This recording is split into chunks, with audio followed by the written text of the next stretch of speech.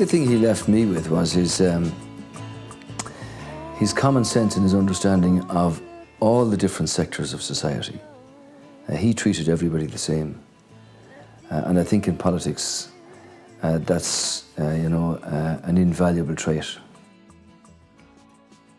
The most important thing I learned from my few years teaching is that every child is different, and every child has their own unique set of characteristics and their own different talents. I think it's fundamental for anybody entering politics that they be prepared to listen. One of the great faults of too many politicians is that they tend to talk people down all the time. Everybody's got a point of view, and that point of view may well make the difference between a good law and a bad law. It did give you an opportunity to understand what it's like to sit on the other side of the desk and actually be faced with the responsibility of being able to deliver, of being able to make decisions, of being able to prioritize things and say, this is what I want done.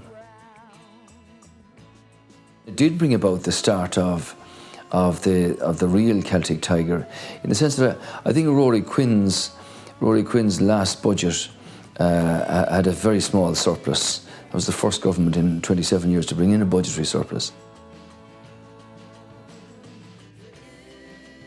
I was the representative of the European Union, co-chairing these talks with Leon Britton. It opened up new trade patterns for Europe and for Ireland to America and Asia in particular.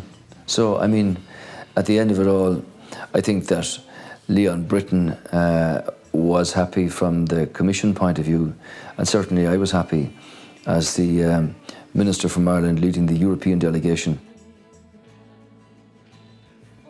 I was actually in the Dáil chamber one day,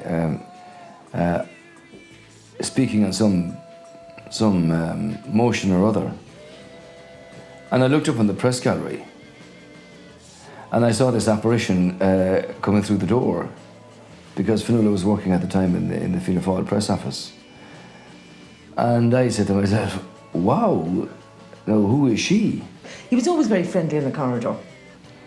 And then after some election or other, or the night an election was called, he said to me as he was leaving, he said, if I hold my seat, I'm going to ask you out when I come back. But actually, he took his time about it. I mean, it took about another 3 months after that before he really did. Courage. I didn't find it very difficult at all, actually, so I didn't. Well, we have 3 children. Evine is 14, Ferdy is 12, and Nisha is 10. And we're a great group. We like to keep our family together. I think these are the most important people in the world, obviously, as any father would. I talk to them every morning and every evening, by telephone, wherever I am, so that they know where their daddy is. And I have to say, he is a wonderfully fun daddy with them. He is. Whereas I'm the disciplinarian, I keep law and order, and everything has to run properly, and they do their homework and they get up and they go to school, whereas he causes havoc and mayhem.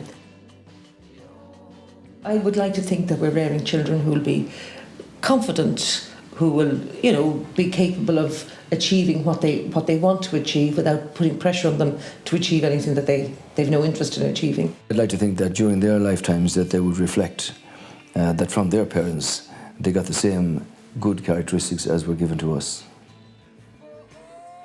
I'm still a constituent, and if he wants my vote, he has to, get it by doing what needs to be done. So, yes, I do. I would chew his ear off regularly about issues at a local level. He's been Taoiseach for 10 years. He's been very popular. But it reminds me of what Muhammad Ali said about Sonny Liston. He might be a nice guy, but he's got my job. Enda Kenny was a good Taoiseach. He did his job in the interests of his country and helped it on its way.